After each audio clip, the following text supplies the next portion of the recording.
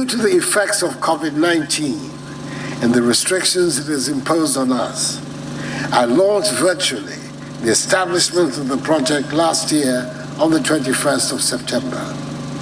At that meeting, I emphasized the importance of siting this monument in Ghana. I accepted the offer to make me the first patron of the project, and I pledged my support to make this project a successful one. I'm happy that work on the Heritage Museum is starting today, 5th May, a day which is being commemorated the world over as African Heritage World Day, to celebrate the cultural and natural heritage of Africa. Notably, you'll all agree with me that the choice of the location of the museum, Winneba, this famous fishing coastal town in Ghana, which served as a port town in the olden days, is very apt.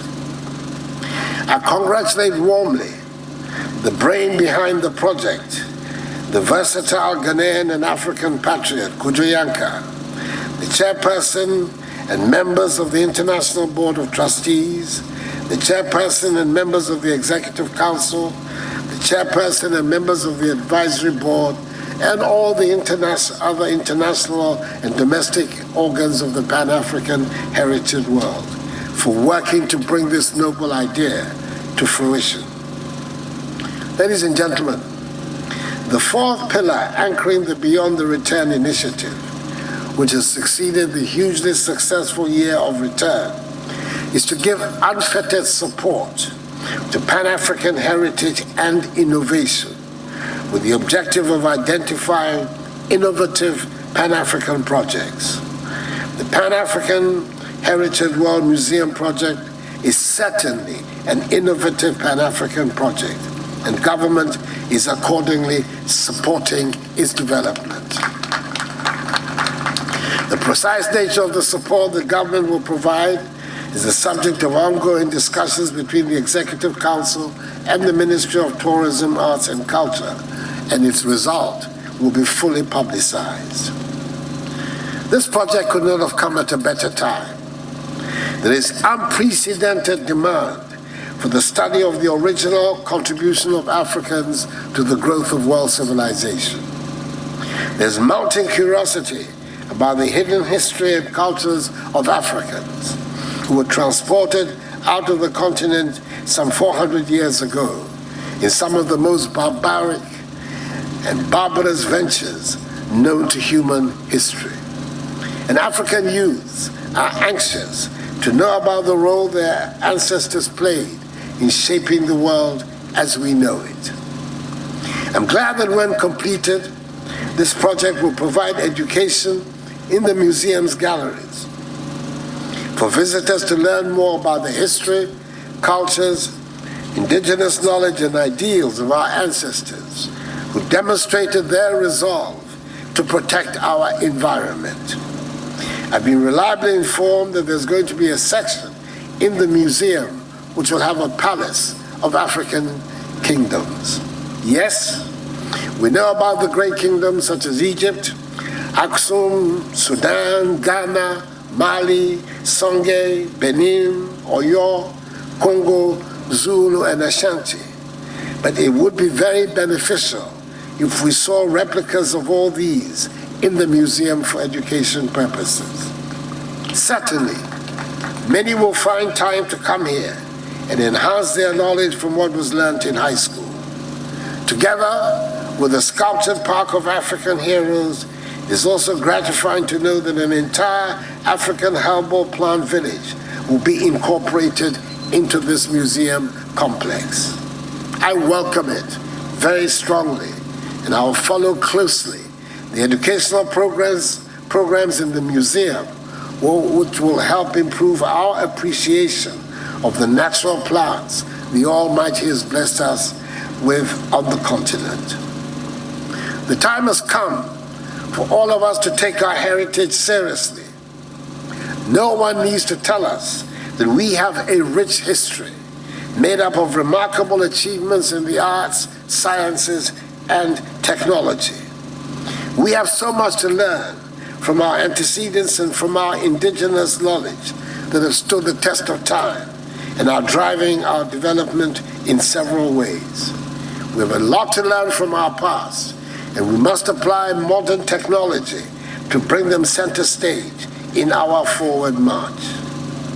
The museum will provide a natural residence and resting place for all the looted cultural artifacts of our continent, which are housed in foreign museums and which will be returned to us, come what may. The impact of a successful Africa on the image and standing of Africans in the diaspora, of African Americans, and of all her children, sons, and daughters in the Americas and the Caribbean is incontestable. The ties between us are there for all to see. And the African Union has quite properly designated Africa's descendants in the diaspora as its sixth region. In the coming weeks, newly reconstituted steering and operational committees of the Beyond the Return initiative will be outdoored to ensure that the project is provided with the required impetus to deliver. I'm confident that this museum will become deservedly a legacy of the Year of Return and Beyond the Return projects. I urge you, residents of the area, and those particularly in this immediate catchment area, to be mindful of the fact that you will be the ultimate beneficiaries of the project. So please, do not put any impediments in the way of the investors or the contractor. Thousands and thousands of jobs are going to be created by this project, in whose wake significant growth of the local economy is envisaged. There should thus be a cordial relationship amongst all of you, and there's no better person to make sure of this than the Member of Parliament for the area, Honorable Nana Eshia, the Deputy Minister Designate for the Interior. It is wholly appropriate that Ghana, which plays such a central role in the evolution of modern Pan-Africanism, under her historic first leader, Kwame Nkrumah, should play host to this wonderful project. I'm looking forward to its completion, and to the day when we shall gather here to commission the Pan-African Heritage World Museum project. May God bless Mother Africa, her children and descendants, and us all. I thank you for your attention.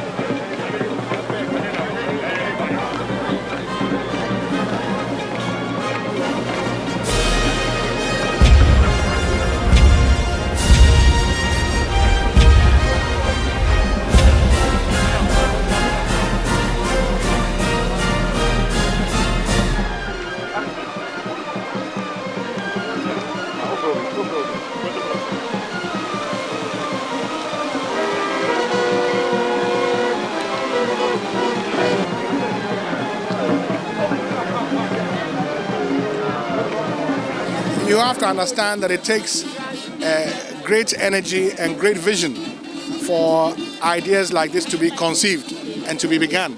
That's why you see, although there's nothing here, but a lot of important people have come today from all over the world because they believe in the concept of what is trying to be achieved here. And I think you also listen to them on a number of occasions refer to what Kwame Nkrumah also tried to do at the beginning of our nation, referring to both Ghana and Africa, and how we have to try and find a way of understanding ourselves, respecting ourselves, being confident in ourselves. And it is through knowledge, it's through education, and through facilities like this that we will be able to achieve those noble aims, which are very important. They made it clear in the various speeches that were given about the types of things that are going to be represented here, the types of artifacts, the type of education. And I think the more we have of these, the more we will respect ourselves and be confident in ourselves. And just because in life you may have failed in the past does not mean you should not try again to succeed. Rather, you have to re-strategize and redecide how you're going to move forward. So it's important. Maybe somebody else will come with something as good as this or even better. Maybe in Ghana or elsewhere. We have to keep on trying to move forward, to get better, and to succeed as people. It's amazing. You know, I love Africa, and I love Ghana, and I love myself. And when I say myself, I mean my ancestry and the unborn children. All of them are a part of us. And you know that our history has been messed with. And so when a visionary decides to create an African Heritage Museum, which will bring the story of Osei Tutu, Mansa Musa, Togbe, and everybody, you know, will tell the story of Sudan, will tell the story of Ghana, the ancient empire. As an artist, I cannot sit down because this is actually made for me. Because just as you know, art is the expression of the soul, and this is the African soul. So I am really excited about this project, and I am happy that I'm a part of it. What we are doing is we are organizing 2 events to support the fundraising project, because $50 million is not a small feat. So on the 29th of this month, we are organizing something at Plus 233 to bring people together to listen to amazing high life music.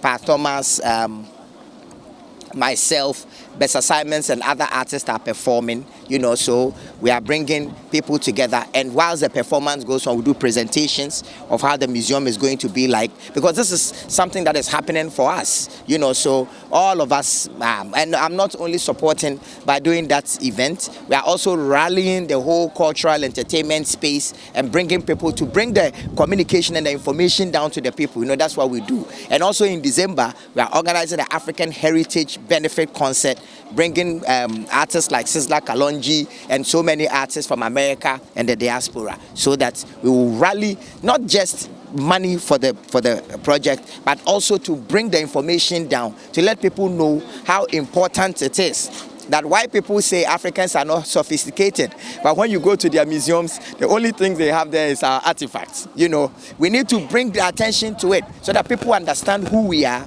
and why we are the way we are. You feel that the tourism potentials of the country is not best utilized, because if you go to South Africa, how the Mandela thing and other histories they have packaged them very, very well. You think that this is a starting point for us? I don't think this is a starting point. This is a continuation from the year of return, beyond the return, what Rabbi Kohan and his people have been doing for Panafest all these years. It is because of all that all of these are evolving. So we shouldn't pitch this as the starting point. This is the continuation of the African story being told the African way. And I think that we can do better. I think we can do greater. I think we can even reach wider if we find a way to bring the stakeholders and us and the young people together to tell the African story.